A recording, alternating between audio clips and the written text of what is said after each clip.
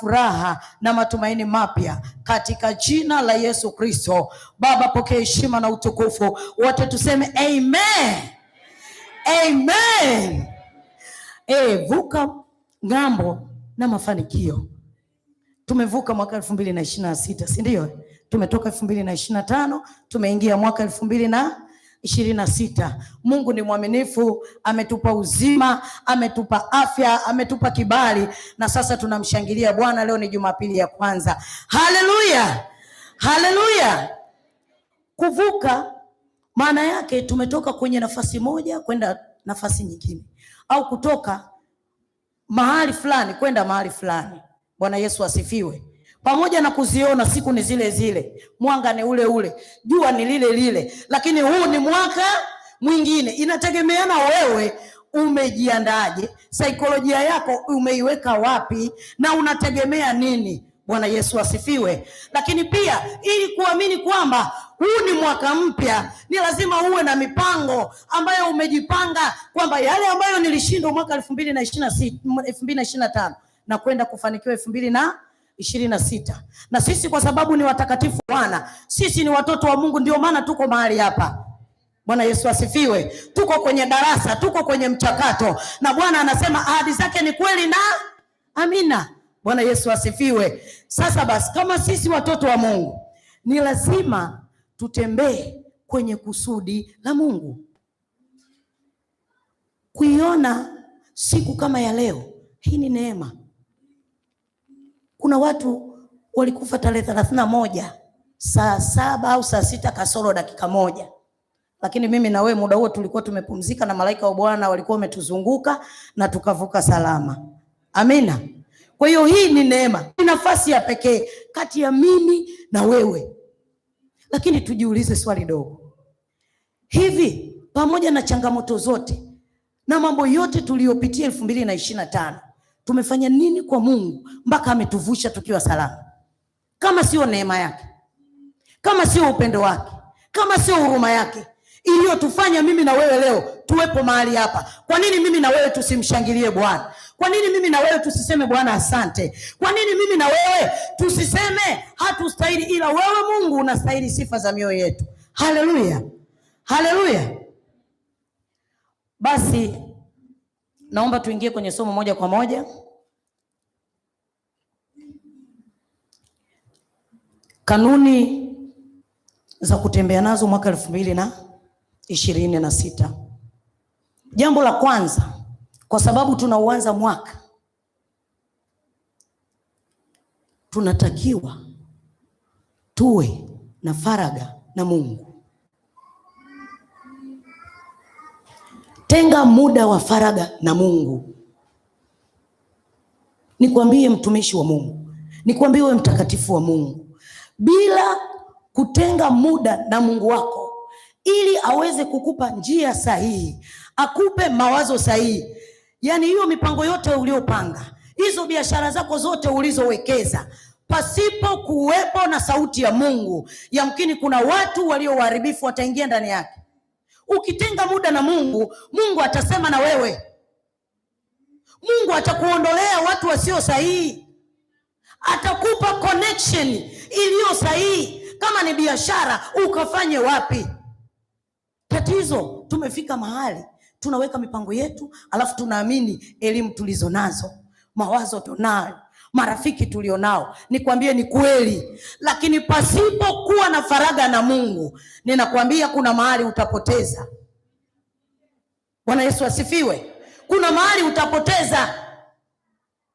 Sio wote waliokuzunguka ni watu sahihi, lakini sauti ya Mungu ikiwa ndani yako, ukiwa unapata muda na Mungu, unatenga, unamsikiliza Mungu. Bwana, nimeiandaa biashara hii, ninataka kufanya hivi, nataka kuisikia sauti yako, sema na mimi Bwana, nikutanishe na watu sahihi, akupe mtandao. Bwana Yesu asifiwe. Hatua zako ziwe mikononi mwa Mungu. Bila Mungu hatuwezi. Kwa nini unajua nasema hivi? Kwa sababu wako watu ambao tunajifunza kutoka kwao. Na hao walikuwa watumishi wa Mungu, lakini hao watumishi wa Mungu walifanikiwa sana. Niwaambieni watumishi, yani Biblia ndiyo kitabu chetu kinachotupa maelekezo na maisha ya mpasayo mtakatifu wa Mungu. Kwenye Biblia inakuelekeza kila kitu, mpaka jinsi ya kupata fedha. Ni wewe tu kutembea kwenye zile hatua na njia ambazo unapaswa kutembea. Tuone watu ambao tunaweza kujifunza kwao. Watu ambao tunaweza kujifunza kwao, wa kwanza walikuwa wanafunzi wa Yesu. Yesu alikuwa na wanafunzi wake, lakini wale wanafunzi ili watembee kwenye lile kusudi la Mungu, ili wafanye yaliyo mapenzi ya Baba yao, walitenga muda, walikuwa na faragha na Mungu wao. Tusome ile Matendo 3 mstari wa kwanza. Matendo ya Mitume 3 mstari wa kwanza. Basi Petro na Yohana walikuwa wakikwea pamoja kwenda hekaluni saa ya kusali saa 9. Amen. Tunaona wakina Petro walitenga muda saa 9, walikuwa wanaenda hekaluni mwa Bwana, wanatenga muda, wanafaraga, wanafika pale wanamwambia Mungu, tuambie hapa tulipo tunafanyaje, tunatembeaje ili tuweze kufanikiwa. Saa nyingine faraga na Mungu, Mungu anaisikilisha sauti yake masikioni mwako. Lakini ukitenga muda au ukiwa faraga na Mungu, pia Roho Mtakatifu atakuwa yuko ndani yako. Na Roho Mtakatifu ni mwalimu. Roho Mtakatifu anakuonya, anakuelekeza. Pakiwa pana jambo baya unasikia tu ndani yako inasema hapo sio mahali sahihi. Hiyo nguo uliyovaa sio sahihi. Huyo rafiki unayeambatana naye sio sahihi kwako. Hao majirani waliokuzunguka sio salama. Tenga muda, zungumza na mimi, omba. Huyo anayeleta vitu kwako hakutakii mema. Huyo anayekukumbatia hayuko sahihi kwako, omba. Roho Mtakatifu akiwa ndani yako, utakuwa unayo nguvu ya kusonga mbele, utakuwa jasiri. Bwana Yesu asifiwe. Bwana Yesu asifiwe. Mwaka 2026 wana JHC ni lazima tutoboe. Haleluya. Mwaka 2026 ni lazima tufanikiwe. Ni lazima tukae magotini pa Bwana ili majibu yaje. Bwana Yesu asifiwe. Baba yetu hapa alituambia ile tarehe 1, na yaona mafuta, na ziona baraka. Ninakwambia ni kweli zimeshuka. Kwa macho ya nyama yamkini unaweza usione, lakini kwenye ulimwengu wa roho Mungu ameachilia baraka katikati yetu. Wako watu hapa watainuka kufanya mambo makubwa, na ndio maana Baba amesema uliye na huduma basi fanya sana. Uliye na biashara ukajitume, acha kulala, acha kusubiri wateja wakufuate. Acha kutamani mpaka ushirikishwe. Kwamba mtumishi Eva, mbona hata unishirikishi? Akushirikishe nani? Kwani wewe huna Roho Mtakatifu? Mungu huwa anawatuma watu, si ndio? Wewe ukikaa tu kiasara, Mungu anaona kabisa sasa nikianza kuwekeza pale na yule mtu amekaa tu kwangu hana faida. Si ndio manake? Jishughulishe. Ile Mathayo 7:7 sinasema ombeeni nanyi mtapewa, bisheni nanyi mtafunguliwa, tafuteni na nyinyi. Sasa hayo macho yanaweza kaona chumbani? Kutafuta manake ni kutembea, kutoka, kuuliza, kusemezana na watu, lakini kuwa na faragha na Mungu ili akupe mahali sahihi.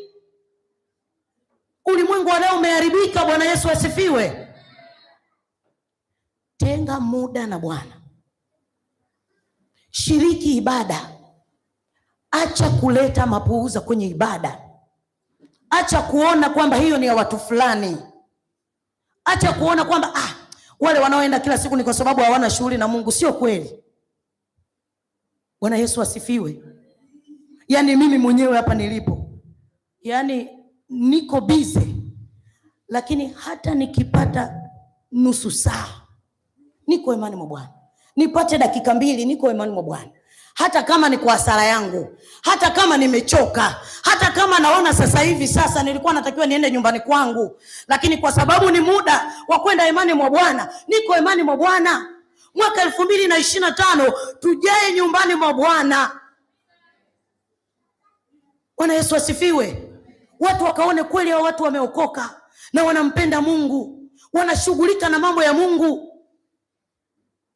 Nikuulize, watu wanakuona Jumapili up to Jumapili, unasema mimi nimeokoka, ni mtakatifu wa Bwana na mbinguni naenda.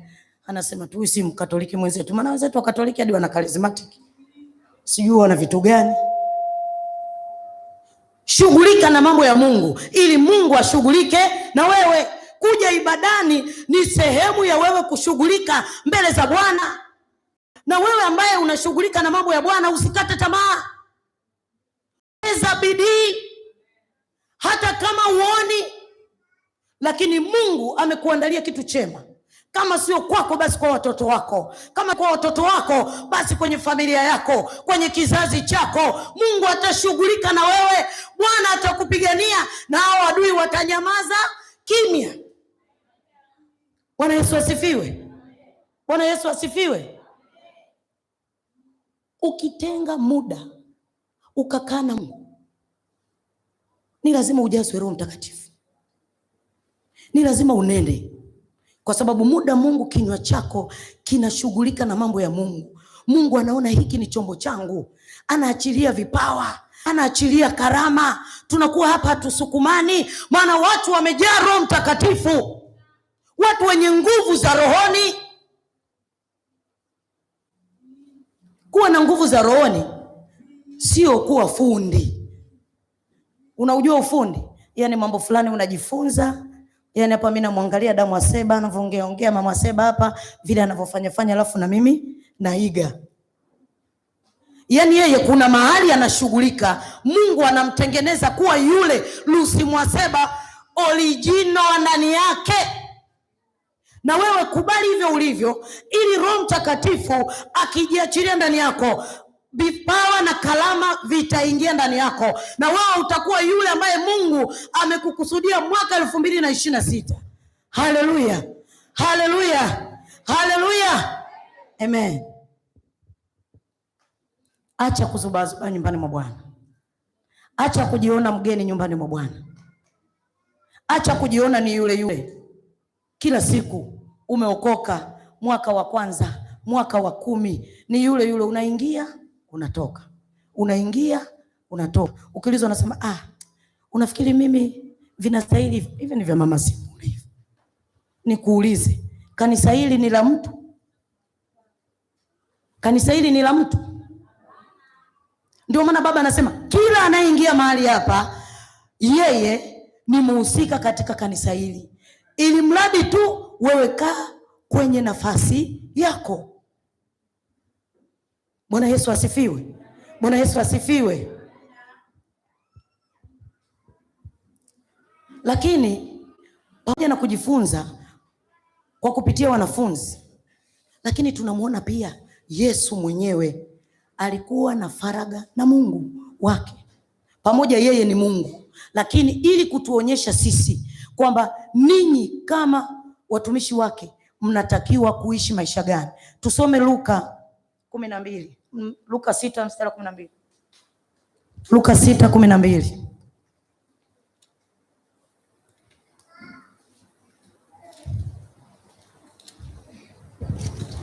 Luka 6 mstari wa 12. Ikawa siku zile aliondoka kaenda mlimani ili kuomba, akakesha usiku kucha katika kumwomba Mungu. Amen. Bwana Yesu asifiwe. Tunaona Yesu mwenyewe alikesha usiku kucha akimuomba. Alikesha usiku kucha akimuomba. Nikuulize, Wewe umewahi kukesha mara ngapi? Mara ngapi? Yaani Yesu mwenyewe ni mtakatifu, hana dhambi, lakini alikuwa anaenda faragani, anamuomba Mungu. Bwana Yesu asifiwe. Kama Yesu alikesha, sisi ni zaidi. Kama Yesu alitenga muda kwa ajili ya kufanya maombi, sisi ni zaidi. Bwana Yesu asifiwe. Bwana Yesu asifiwe. Lakini watu wengine tunawaona pale, mitume wale wakina Petro, wakina Yohana, walikuwa wanatenga muda. Tusome ile Matendo ya Mitume 12 mstari wa 5 na wa 12. Mstari wa 5 na wa 12. Matendo ya Mitume 12 mstari wa 5 mpaka wangapi? Mstari wa 5 na wa 12.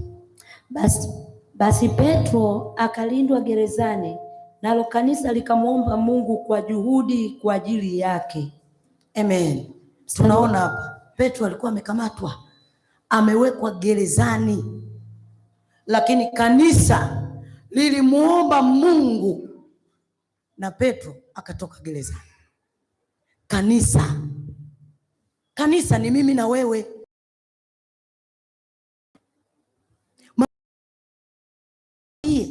2026 ambao Mungu ametuandaa sisi kama watumishi wake.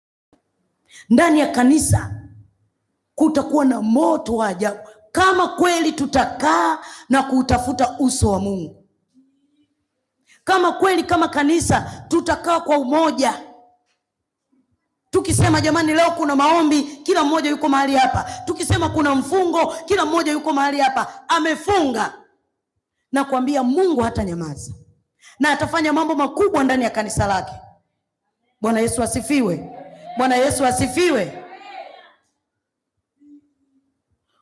Wako watu wengi ambao tunaweza tukajifunza kwao. Hebu soma ile Nyakati, Mambo ya Nyakati wa Pili 26 mstari wa 5. Tunamuona pale Mfalme Uzia. Mambo ya Nyakati wa Pili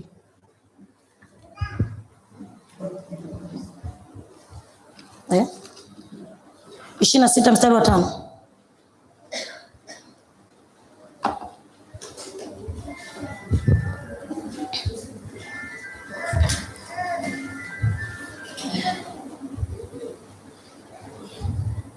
Akajitia nia mtafute Mungu. Mambo ya Nyakati wa Pili 26 mstari wa 5. Nasoma. Akajitia nia amtafute Mungu katika siku za Zekaria aliyekuwa na fahamu katika maono ya Mungu, na muda alipomtafuta Bwana Mungu alimfanikisha. Amen. Bwana Yesu asifiwe. Tunamuona Mfalme Uzia alipotenga muda na Mungu alimfanikisha. Kwa sisi kama wana GHC tukitenga muda tukawa faraga na Mungu atatufanikisha. Ni lazima tufikie malengo yetu. Hakuna mtu wa kufeli isipokuwa wewe na kujiandaa kupokea hicho ambacho Mungu anataka kukiachilia. Bwana Yesu asifiwe. Bwana Yesu asifiwe. Tumevuka mwaka na lazima Bwana atuonekanie, na lazima Bwana atufanikishe, na lazima Bwana atuinue, na lazima Bwana atutendee, na lazima Bwana ashughulike na maisha yetu. Yeye ni Bwana anayetupenda, anayetulinda na kutufanya tuwe hai. Haleluya. Haleluya. Kanuni nyingine ya pili,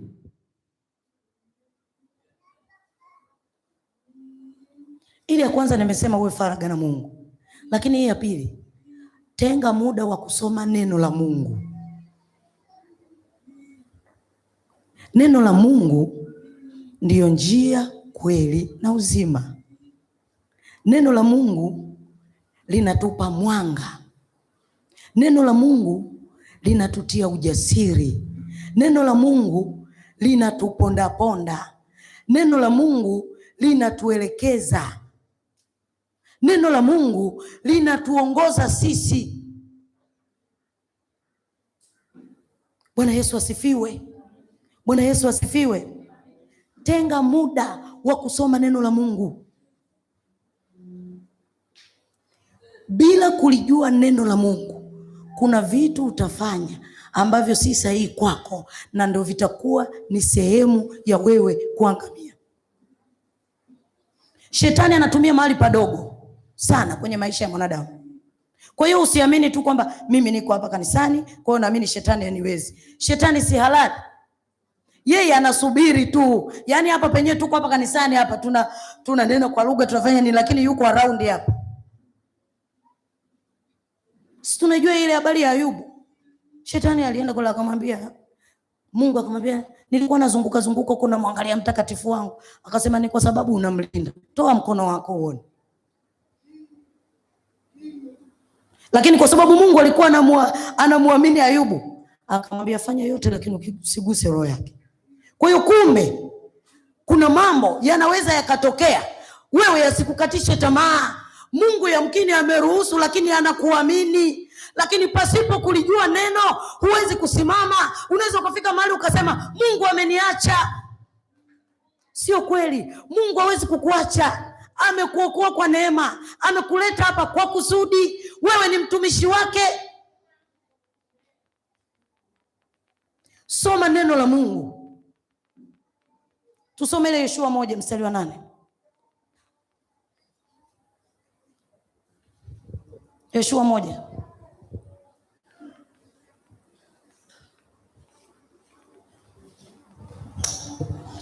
Yoshua 1 mstari wa 8. Ndio. Kitabu hiki cha Torati kisiondoke kinywani mwako. Kitabu hiki cha Torati kisiondoke, bali yatafakari maneno yake mchana na usiku, upate kuangalia kutenda sawasawa na maneno yote yaliyoandikwa humo. Maana ndipo utakapoifanikisha njia yako, kisha ndipo utakapostawi sana. Bwana Yesu asifiwe. Yatafakari maneno yake mchana na usiku, ndipo utakapofanikiwa. Kumbe mafanikio yetu yako kwenye neno la Mungu. Kumbe baraka zetu ziko kwenye neno la Mungu. Kumbe kufanikiwa kwetu Bwana anajua. Je, mikono iko tayari kupokea?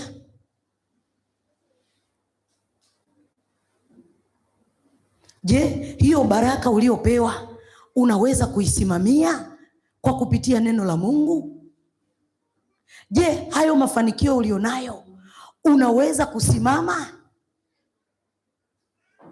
Wewe hujawahi kuona mtu anakuwa mtu aliyeokoka safi, akifanikiwa tu na Mungu pembeni, amegairi, anaanza kuona hawako kiroho, ratiba zangu nyingi na biashara, unajua saizi wateja.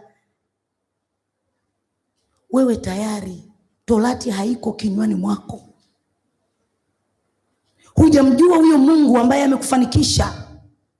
Soma neno la Mungu ili unapobarikiwa ubarikiwe sana, ili unapofanikiwa ufanikiwe sana. Bwana Yesu asifiwe. Lakini kwa kusoma neno la Mungu unapata maarifa. Ili baraka za Mungu ziweze kudumu kwenye maisha yako, unatakiwa ulijue neno. Bwana Yesu asifiwe. Niwape ushuhuda mmoja. Siku moja nilikuwa na rafiki yangu, akawa ananisimulia, yani yeye ni Muanglikana. Anasema unajua mimi Daeva, nikiamka asubuhi, cha kwanza huwa naenda chumbani kwa watoto wangu na waombea. Nikitoka narudi kwa mume wangu na mbariki. Nikitoka, kabla sijatoka kwenye mlango wa nyumbani kwangu, ninaomba. Nikaanza kujiuliza polepole, yani huyu ni wale ambao tunasema wenzetu wanapapasa, lakini umeona anavyoshughulika. Huyu ni kwa sababu kalisoma neno la Mungu, na Mungu anayemtumikia anamjua, ila tu hajaijua kweli ya kukaa mahali gani ambapo atakuwa yuko sahihi. Akili yako, mawazo yako, fikra zako zinatakiwa zitembee kwa kupitia neno la Mungu. Kila unachofanya, kila unachotamka, hakikisha unalo neno. Kama ni biashara, hakikisha kila unapofika kwenye biashara unao mstari wa kusema mahali pale. Unapoingia kwenye malango ya nyumbani mwako, uwe unalo neno la kusema.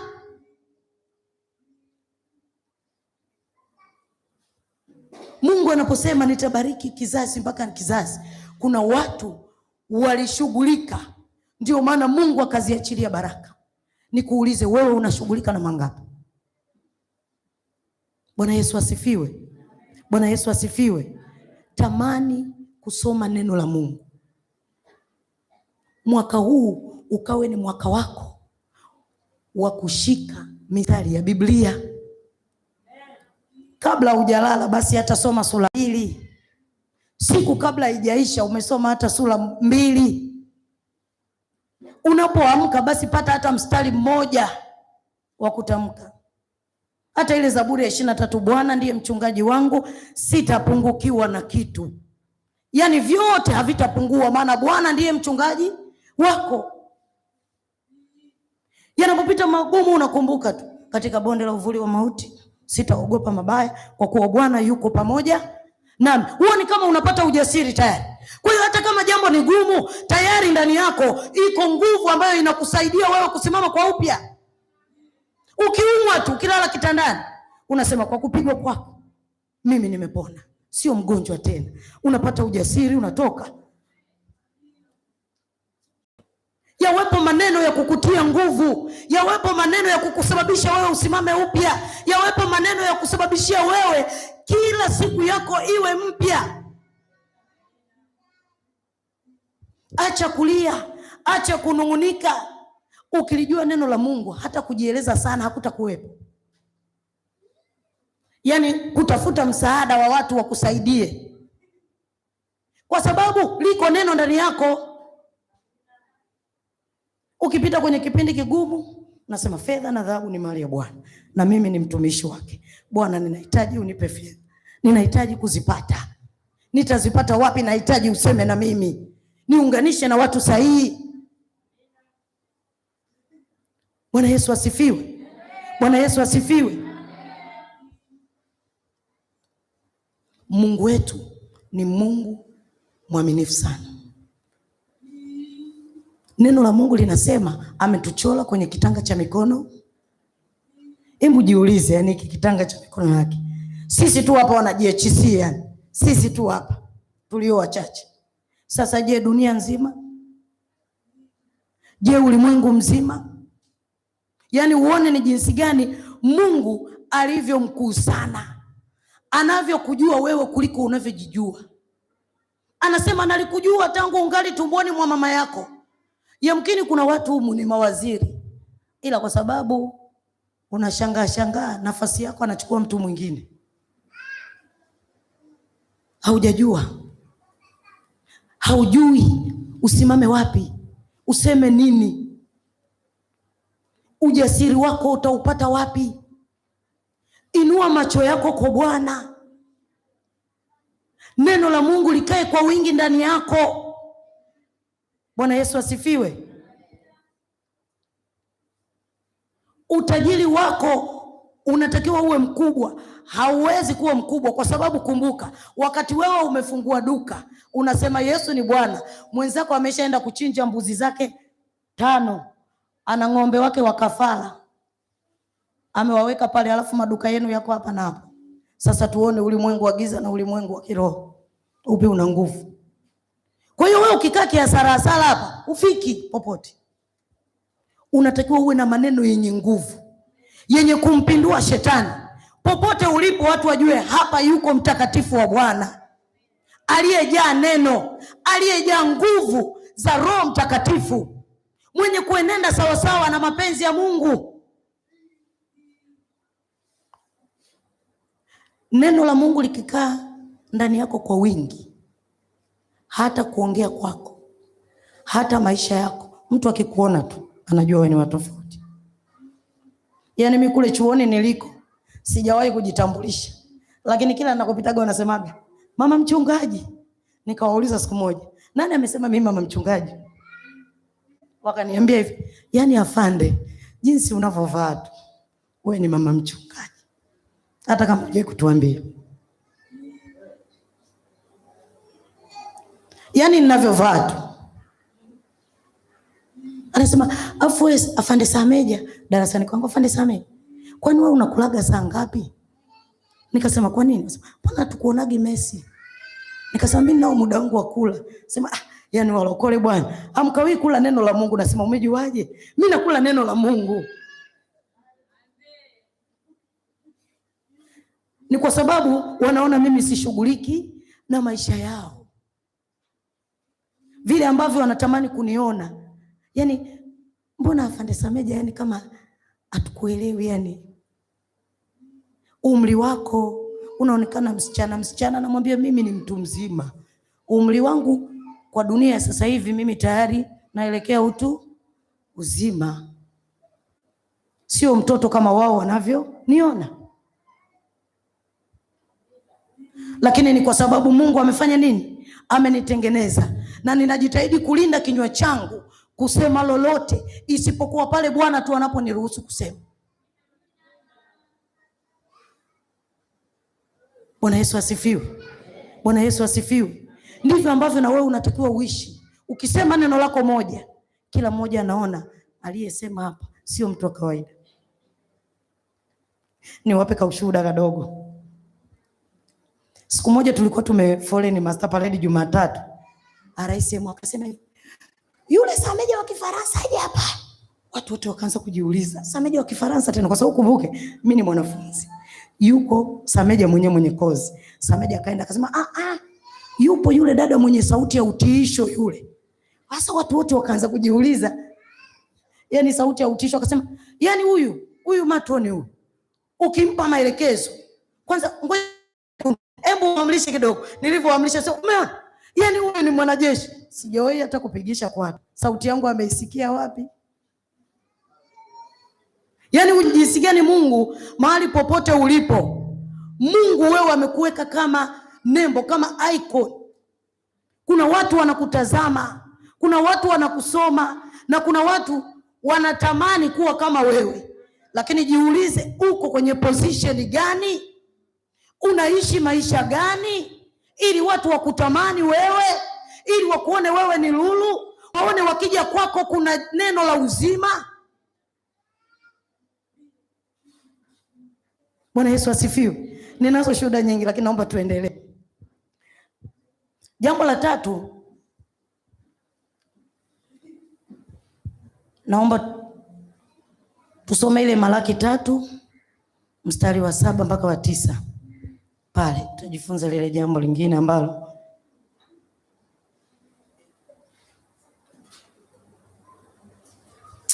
Malaki 3 mstari wa 7 mpaka wa 9. Amina. Na unasema, tokea siku za baba zenu umegeuka upande, mkayaacha maagizo yangu, wala hamkuyashika. Nirudieni mimi, nami nitawarudia ninyi, asema Bwana wa majeshi. Lakini ninyi mwasema, turudi kwa namna gani? Je, mwanadamu atamwibia Mungu? Lakini ninyi mnaniibia mimi. Lakini ninyi mwasema, tumekuibia kwa namna gani? Mmeniibia zaka na dhabihu. Ninyi mmelaniwa kwa laana, maana mnaniibia mimi na taifa hili lote. Amen. Mwaka 2026. Mwambie jirani yako, mwaka 2026 tukamtumikie Mungu kwa mali zetu. Bwana Yesu asifiwe. Tukamtumikie Mungu kwa mali. Badilisha utoaji wako wa sadaka ili Mungu akuonekanie. Ni lazima na wewe uonyeshe juhudi. Mungu amesema tumjaribu katika kumtolea. Mwaka 2026 tukamtumikie Mungu kwa mali zetu, iwe ni kwenye idara, iwe ni mtu binafsi, iwe ni familia. Tushughulike na mambo ya Mungu ili Mungu ashughulike na maisha yetu. Kuna mahali Mungu ananyamaza kimya kwa sababu anaona hata wewe haushughuliki na yeye. Watu wa mataifa wanasemaga mkono mtupu au lambwi, si ndio? Lakini kwa Bwana tunasema kama hautoi, Bwana anakupaje? Kwa sababu wewe ni bali ya chumvi. Bwana nibariki, amen. Nibariki, amen. Nibariki, amen. Tukikuuliza, na wewe umewahi kutoa nini kwa Bwana? Yaani kile ambacho kinaugusa. Kwanza tukumbuke, kutoa jamani sio kinachozidi. Kwamba unajua mwezi huu nimekuwa na hela nyingi sana, sasa ngoja nitoe. Sio kweli. Yaani saa nyingine toa kile kinachouma. Kinachouma. Bwana Yesu asifiwe. Bwana Yesu asifiwe. Mimi kwenye hilo ninao ushuhuda. Jamani, Bwana amenitendea kwenye kutoa. Nimemwona Bwana akinivusha, na hata sasa mimi ni mshindi. Ninaamini mimi ni tajiri. Ninaamini mimi ninazo fedha nyingi. Hata kama kwenye ulimwengu wa nyama hamuoni, lakini mimi ni mtu mkubwa. Familia yangu lazima ifanikiwe sana. Lazima tuwe watu wakubwa. Lazima tuwe watu wa mamlaka. Lazima tuwe watu wa utiisho. Bwana Yesu asifiwe. Bwana Yesu asifiwe. Ngoja nitoe ushuhuda kidogo. Kuna kipindi niko kwenye maombi. Nimeomba. Namwambia Mungu, nibariki, nifanikishe. Mbona naona vitu vingi afu hela sina? Nyumbani mwa Bwana naona hiki mara hivi. Nikifika hapa naona vitu vingi, hapa tungefanya hivi, tungefanya hivi, lakini mbona hela sina? Lakini nyumbani kwetu na mume wangu hapa anajua. Yaani fundi aliyetupaulia aliharibu, ilikuwa nyumba ile inavuja. Ni hatari. Alafu mara Kaneema kaka nitembelea. Bwana akasema nunua viti vya kanisani. Alafu nyumbani kwangu kuna vuja, afu ndio mvua imechanganya ile mwaka jana. Bwana anasema nunua viti. Yaani naichungulia hela, narudi. Natamani kumuita Mwaseba, lakini nina sauti inanizuia. Bwana Yesu asifiwe. Bwana Yesu asifiwe. Nikasema shetani shindwa, kwa sababu Bwana wewe ni mwaminifu na umesema nikujaribu kwenye kutoa. Ninakwenda kuitoa. Ninaamini hela hii kuna mahali ninakwenda kupata. Ni ile sauti na kutoa ile hela. Huwezi kuamini. Nilipata fedha zaidi ya ile ambayo nilikuwa naiangalia. Kwa hiyo hata baba hapo wakati anatoa ushuhuda nilikuwa namuelewa sana. Mimi nilishawahi kumuomba Mungu, nilimwambia Mungu, fedha yangu yoyote iliyopotea, kama ni halali yangu, nataka unirudishie. Mimi ni mtumishi wako, fungu la 10 natoa na nimekuwa mwaminifu. Kila mahali ambapo nilipoteza, Mungu alinirudishia. Tena mara 2. Ninakwambia hakuna maajabu makubwa kama kwenye kutoa. Na ukitaka Mungu akushangaze, toa kwa Bwana. Yaani wewe hata kama unaona watoto wako sijui kaptula za shule zimetoboka, sisi zifanye, lakini kama kuna sauti ya Mungu inasema fanya, wewe fanya. Ukifanya kwa imani, Mungu atakuonekania. Mungu atakutetea. Hayo yaliyo ya kwetu hayaishi. Tumezaliwa, tumeyakuta na tutayaacha.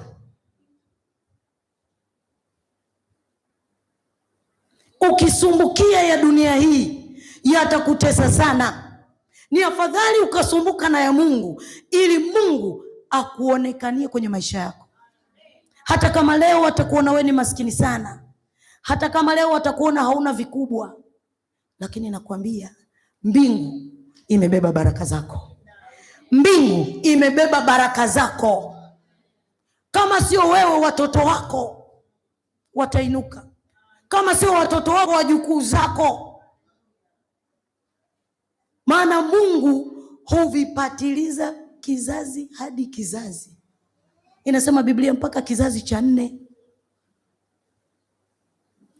Kwa hiyo wewe ukikaa hapa kiasara, amini kwamba walioko nyuma yako wote wameangamia. Nguvu ulionayo sasa, fanya sasa. Na kwenye kumtumikia Mungu, usimwangalie mtu. Usifanye kwa sababu ya mtu.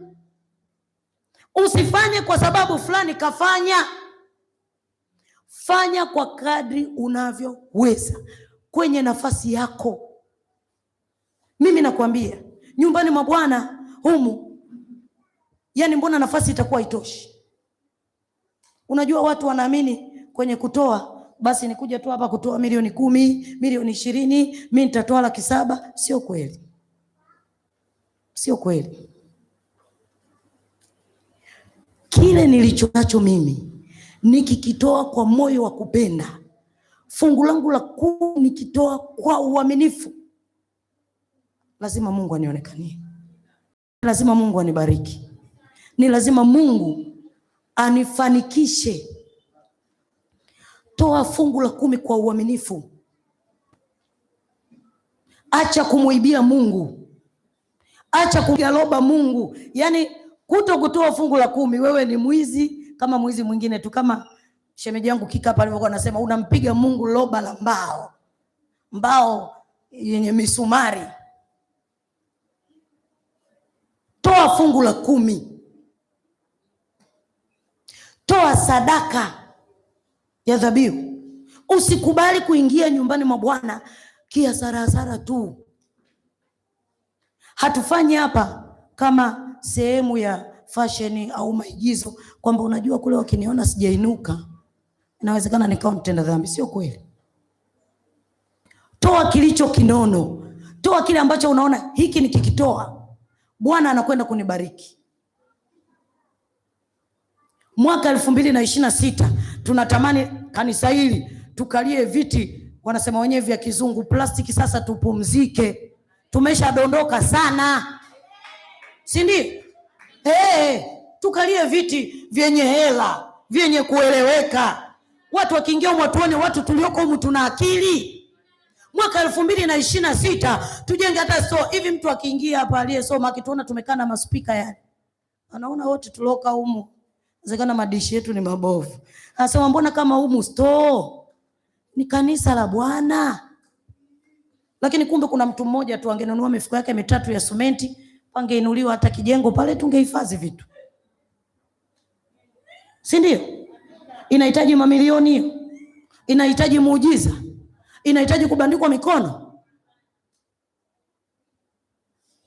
Yani mimi nina vitu hapa nikiviangalia nasikia roho inaniuma. Yani kama ile meza iliyokaa pale, tukipatwa na mgeni pale inakuja hapa, huwa natamani kujificha mimi uvunguni mwa kitila, huwa siwezi tu.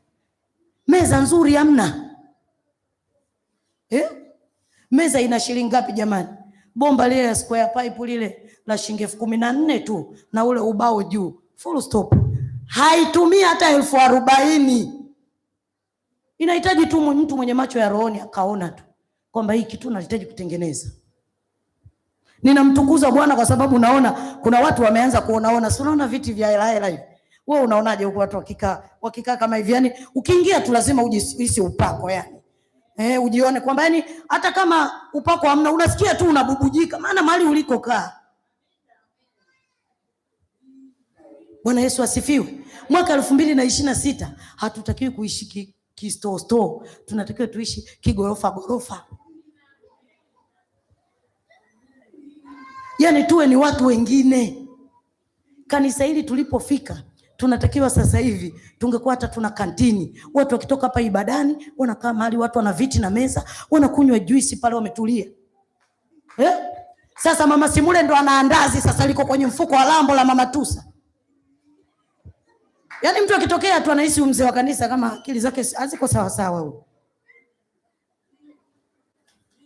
Nalo hilo linahitaji kiroho. Linahitaji muujiza jamani. linahitaji baba atubandike mikono? Sio kweli.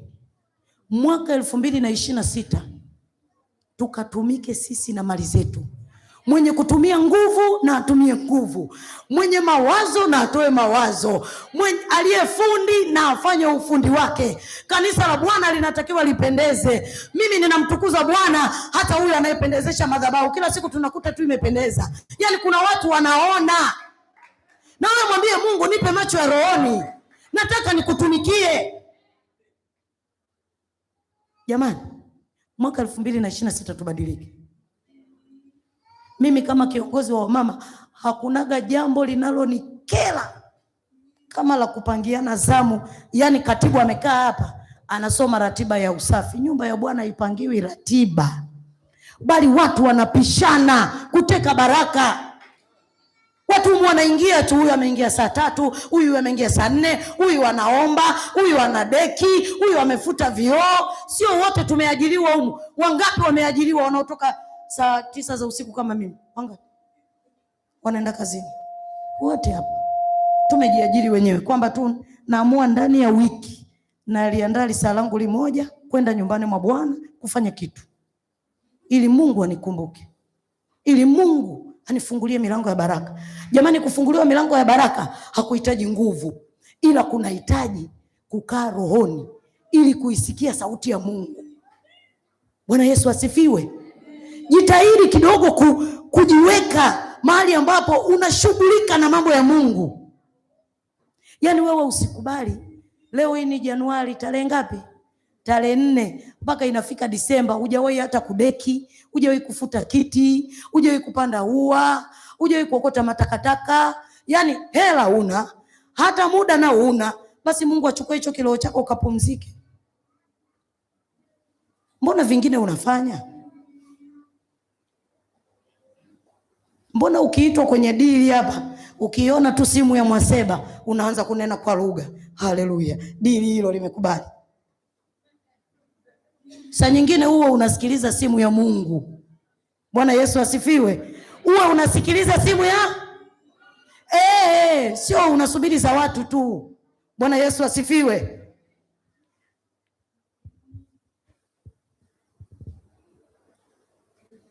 Niwape kaushuhuda kadogo ili nimalizie kipindi changu. Mimi kwenye maisha yangu ya wokovu,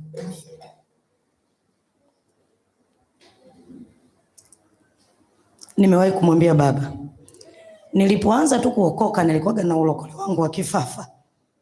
Unaujua ulokole wa kifafa? Yaani baba hapa akisema ni mfungo, nawaza kushinda njaa, nakula kidogo, napita nakula chipsi na Pepsi, nikifika hapa naomba kweli. Lakini vile ambavyo nilikuwa nazidi kukaa, vile ambavyo baba alikuwa anaendelea kufundisha, vile ambavyo baba kila siku anaelekeza, nikaona hapa nilipo sio sehemu yangu. Natakiwa kusogea mahali ambapo Mungu anatamani mimi niwepo. Na nilipoanza tu mimi mwenyewe kujichunguza na kuanza kubadilika, ndipo nilipomuona Mungu sasa na yeye akijifunua kwangu, akisema na mimi. Nikuulize wewe, tangu Januari mpaka Disemba 2025 Mungu amewahi kusema nini na wewe? Juu ya huduma yako, juu ya kazi yako, juu ya biashara yako, juu ya ndoa yako, juu ya watoto wako, juu ya ndugu zako. Mungu amewahi kusema nini? Si kwamba Mungu asemi na wewe, ila wewe haujafunguliwa masikio ya rohoni. Kwa hiyo huna unachosikia, ila uko kanisani unaingia na kutoka.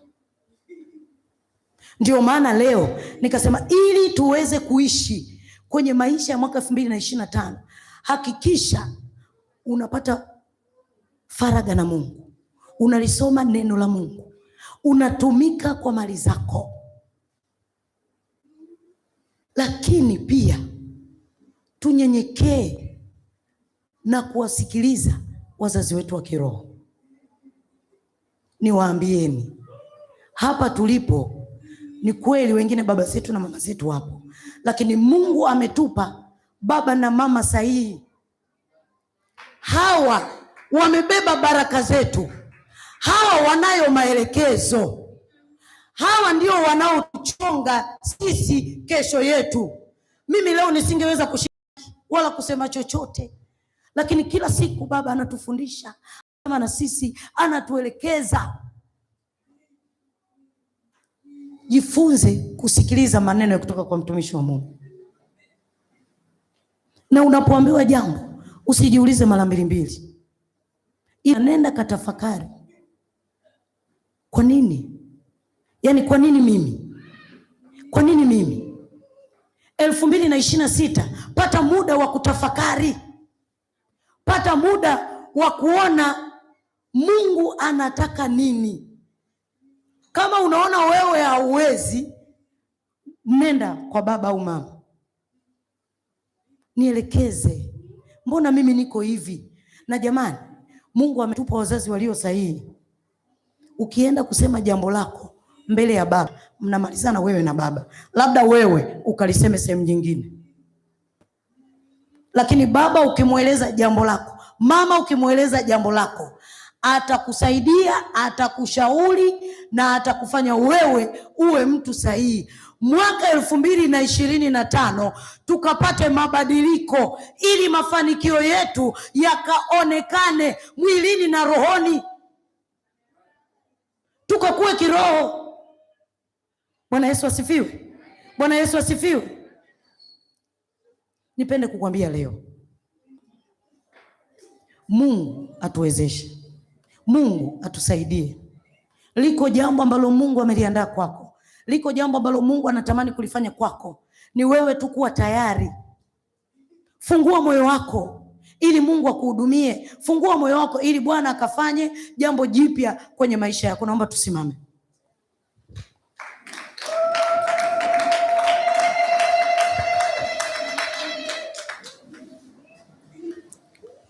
Bwana Yesu asifiwe. Bwana Yesu asifiwe. Mungu wetu anatupenda na yuko tayari kutufanikisha. Bwana Yesu asifiwe.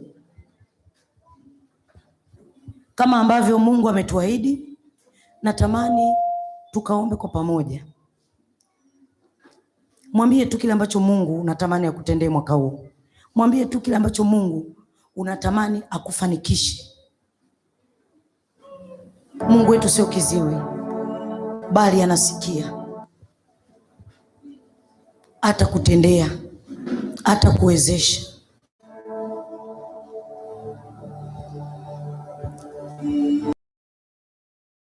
Bwana, wewe Bwana, nani kama wewe Bwana? Mungu wetu, ni nani kama wewe?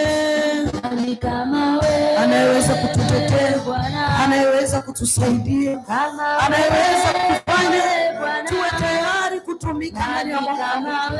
Yeye ni Mungu ambaye anaweza kutuvusha na mwaka 2026.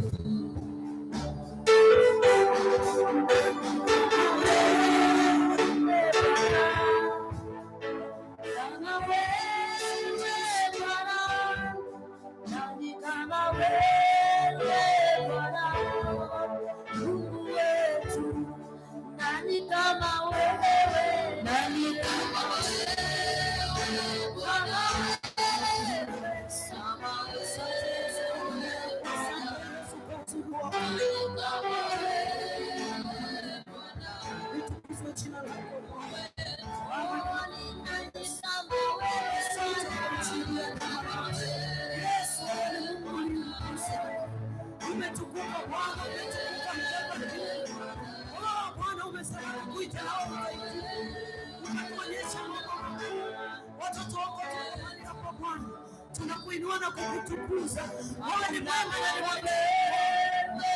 Asante Yesu, asante kama wewe Bwana, hakuna kama wewe Bwana. Mungu wetu, hakuna kama wewe Bwana.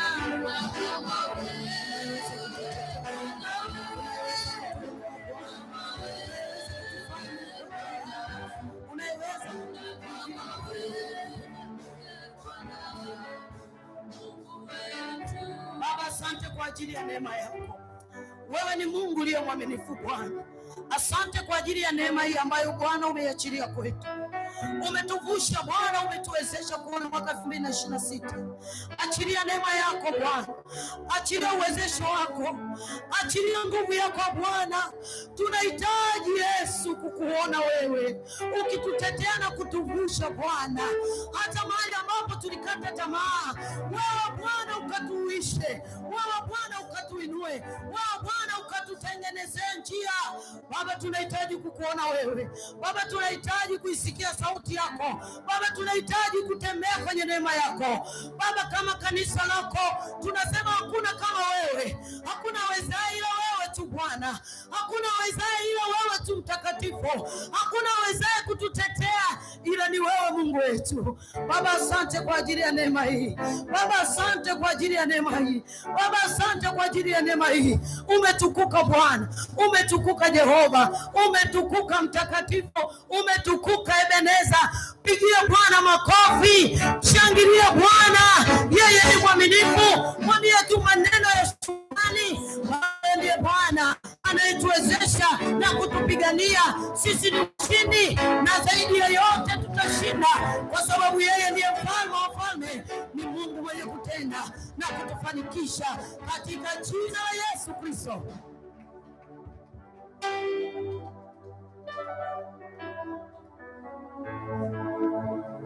Amen. Hebu endelea kumshangilia Bwana kwa ajili ya maneno mazuri. Amen. Amen. Naomba tukae chini mama.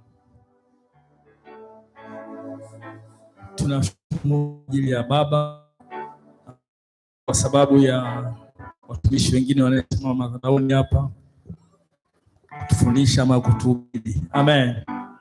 Amen. Unafanya vyema katika yale ambayo unayasikia mahali hapa. Usiape kipimo kusema kwamba angekuwepo baba leo nadhani ningetoka nimebarikiwa. Chukua kile ambacho Bwana amezungumza na wewe asubuhi ya leo mahali hapa, na ikawa Jumapili ya kwanza ya mwaka huu yenye kutengeneza Jumapili nyingi ambazo utajipangia kwamba nitamwabudu Mungu, na katika kila Jumapili nitahitaji kuziona baraka za Bwana zikiambatana na mimi. Amen. Basi Mungu akubariki. Tumishi wa Mungu pia Mungu akubariki sana. Tumepokea na tunaamini mwanzo mzuri wa kutembea kwenye mwaka wa 2026. Bwana Yesu asifiwe sana. Basi jiandae kwa ajili ya matoleo sasa, kwa sababu ibada nzuri iliyokamilika huwa inaambatana na matoleo, na jiwekee mazingira pia kuhakikisha kwamba ibada yako inaambatana na matoleo mazuri, na matoleo mazuri ni yale ambayo utamtolea Mungu kwa moyo wa kupenda. Amen. Amen. Basi hapa katikati pana kikapu kiko juu hapa, ni sadaka ya Injili. Naomba nisikilize vizuri. Sadaka ya Injili utaweka kwenye kikapu hichi, na vikapu viwili pembeni hapa ni kwa ajili ya sadaka ya maendeleo ya kanisa. Hizi ndio zitakuwa sadaka zetu za kwanza kwa leo, lakini kwa wale ambao wanahitaji kupanda na Bwana na wakimshukuru Mungu kwa ajili ya kumaliza mwaka 2025 katika mazingira yake yoyote yale, unasema Jumapili ya leo ninaweka mbegu moja, nikimshukuru Mungu kwa sababu amenivusha salama 2025, lakini pili, ninataka nimuone Mungu ndani ya mwaka huu anifanyie yanayowezekana, kwa kuwa ni Mungu kwa yote yanayowezekana. Basi nahitaji kupanda mbegu. Nadhani bahasha zilitolewa huko nyuma, kwa hiyo ni vizuri zile bahasha usitezee dhamira ya dhati ya kuhakikisha kwamba unapata nafasi ya kutumia madhabahu hii ambayo umepewa nafasi, kwamba nadhani Jumapili inayokuja itakuwa ya mwisho bila shaka. Kaniko. Ninaomba hiyo ndio ianze ya shukrani. Yani ambayo ni shukrani, tulitoa na bahasha, lakini pia kumwamini Mungu kwa ajili ya mwaka uliopita. Mkanganyiko. Asante kwa maelekezo hayo. Tunawakaribisha sasa wale ambao wanahitaji kumshukuru Mungu na kupanda mbegu kwa ajili ya mwaka 2026. Ina maana sadaka zingine, hizo sadaka nyingine zote za Injili, maendeleo ya kanisa, zaka pamoja na shukrani zitafuata baada ya sadaka hizi. Kwa hiyo nichukue nafasi kwenu niwakaribisheni tufanye haraka, najua sio wote mtakuwa mmejiandaa kutoa leo, lakini kwa wale wachache basi Bwana wawezeshe mfike mtoe.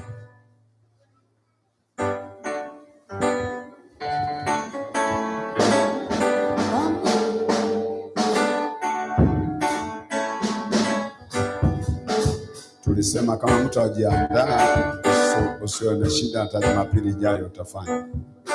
Hata Jumapili ijayo utafanya.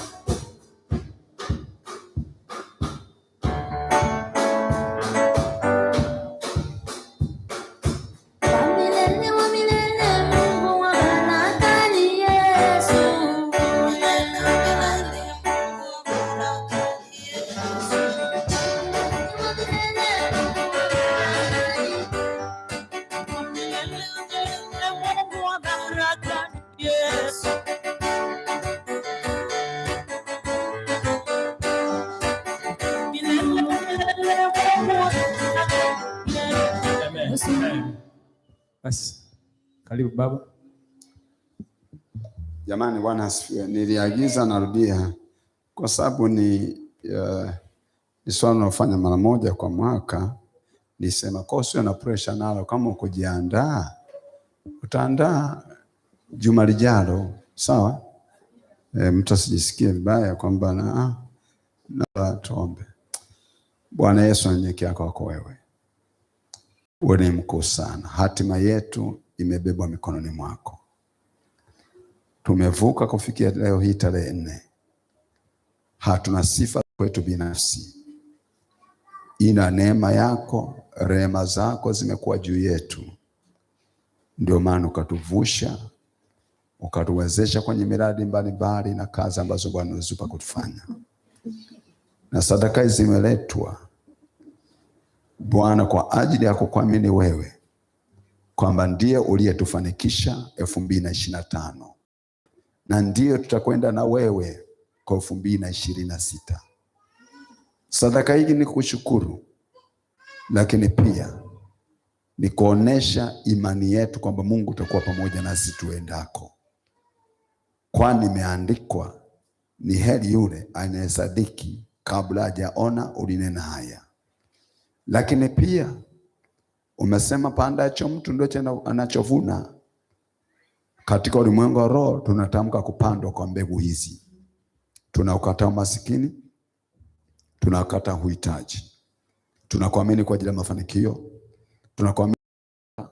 tunakuamini kwa ajili ya kibali.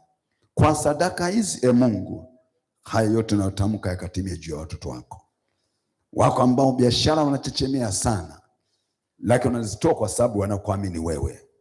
Mungu unaweza kuunganisha watu na watu sahihi. Mungu unaweza kufunua miradi tusiyoiona leo tukaiona. Mungu unaweza kuzuia sababu za ufilisi ambazo shetani analeta kwenye watu wako. Mungu unaweza kusimamia fedha na utajiri watu wako.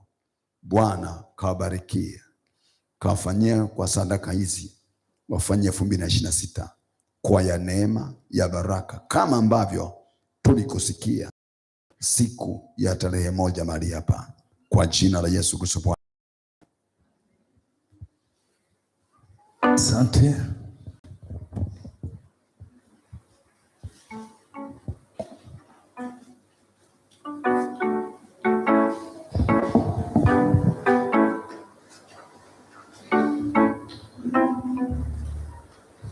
Bwana Yesu asifiwe.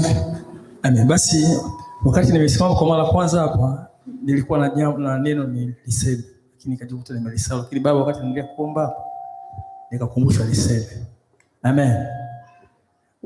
Neno ambalo niliambiwa niseme ni kwamba nitoe pongezi kwa wote ambao mmekuwa mkimtolea Mungu sadaka kwa moyo wa kupenda.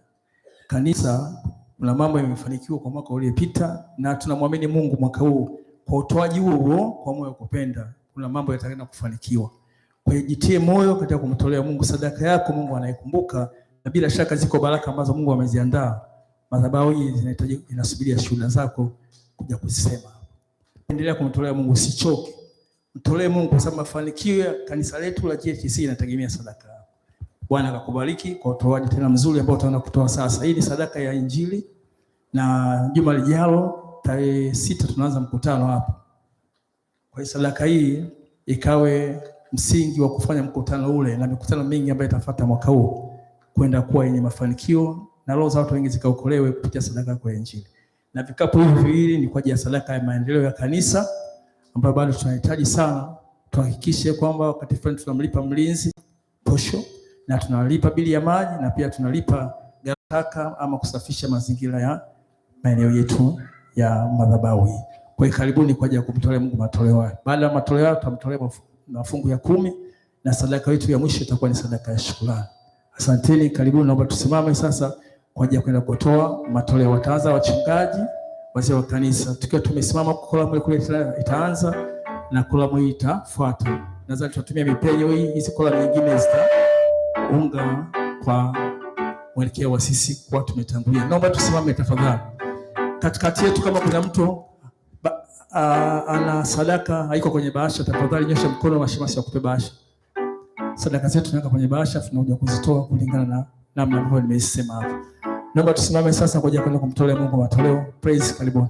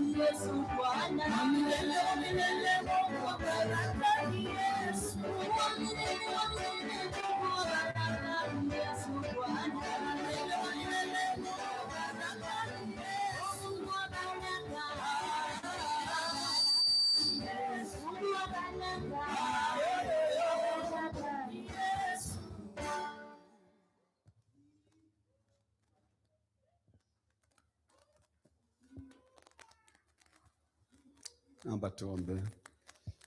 Bwana Yesu, mfalme wetu, Bwana wetu, wokovu wetu, tunakuheshimu, tunakubariki kwa uzuri wako.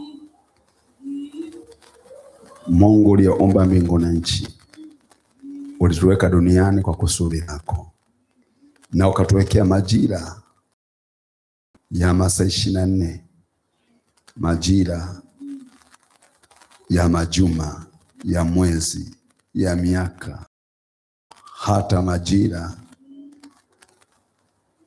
ya misimu, ili wanadamu wajisahihishe na kujipima kazi zao, lakini pia ili kwa refresh ufahamu wao kwa ajili ya kutiwa nguvu tena kufanya makubwa zaidi.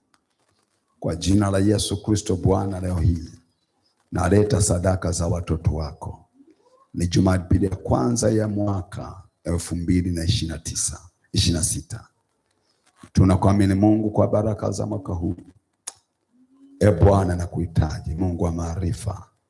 Unaweza kuatia maarifa katika fahamu za watoto wako kufanya vizuri, na sadaka zilizoletwa Bwana kuzifanya mbegu kwa Jumapili ya kwanza hii zipate kuwa na kibali kwako, ili hata wanapokulia watoto wako Mungu ukawasikie.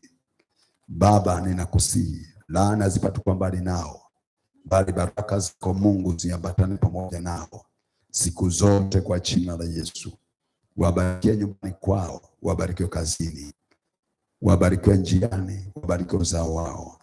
Sadaka ziwe na kelele kwako zikumbusha, hata wakilia wakapate kusikia na kuwarehemu kwa jina la Yesu Bwana, amen. Zaka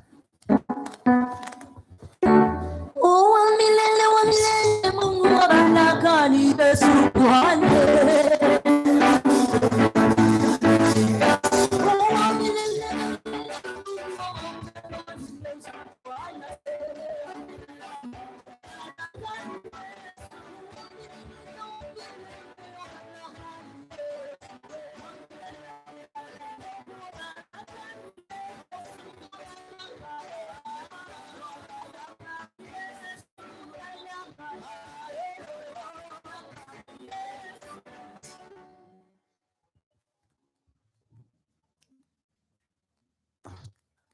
Bwana Yesu, nashika kikapu hiki ambacho ndani yake ni zaka za watoto wako.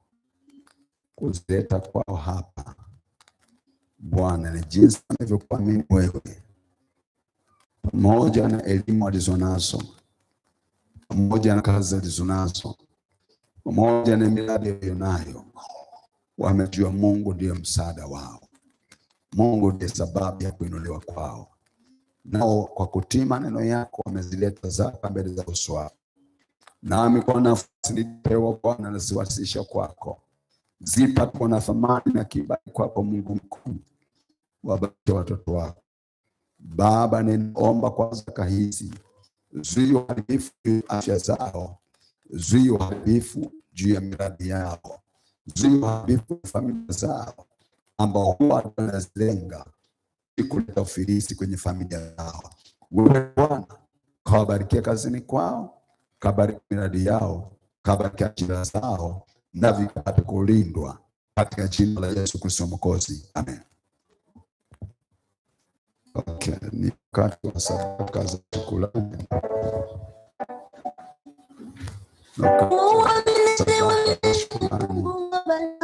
Yesu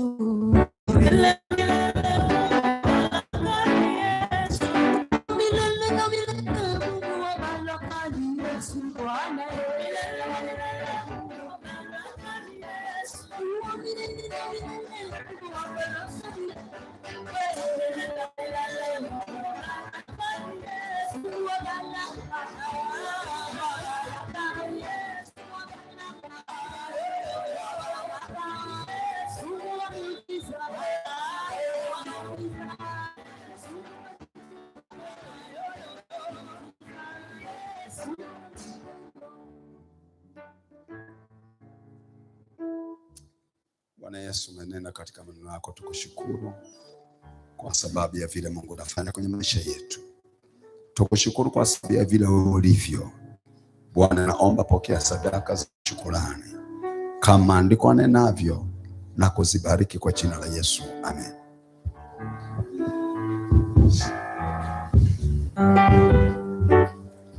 Katibu.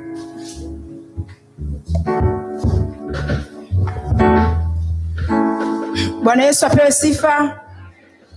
Yesu anarudi. Yesu anarudi. Hata usipojibu atarudi. Kika. Injili kwanza. Watu wote lazima waokolewe dunia nzima. Ndio mpango wa Mungu, watu wote waokoke ndipo Yesu aweze kurudi. Kwa nikisema Yesu arudi, kiri kwamba Yesu anarudi kweli. Kaa vizuri na Mungu, ili akurudi usione haya kumwangalia usoni. Basi yafuatayo ni matangazo yetu mazuri ya Jumapili ya kwanza ya mwaka huu wa 2026. Ni Jumapili ya kwanza tarehe 4. Basi tangazo la kwanza, tunakaribisha wageni. Kama kuna mgeni ametutembelea kwa mara ya kwanza kabisa, namkaribisha alisalimie kanisa. Kama kuna mgeni ametutembelea siku ya leo, uwe huru, simama kabisa kwa amani, usalimie kanisa.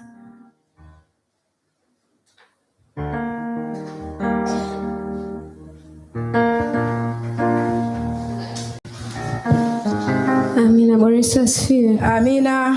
Kwa majina naitwa Neema Emmanuel, nimetokea Gongo la Mboto, kituo kipya. Samahani, jina sijasikia vizuri. Neema Emmanuel. Vizuri. Karibu sana Neema.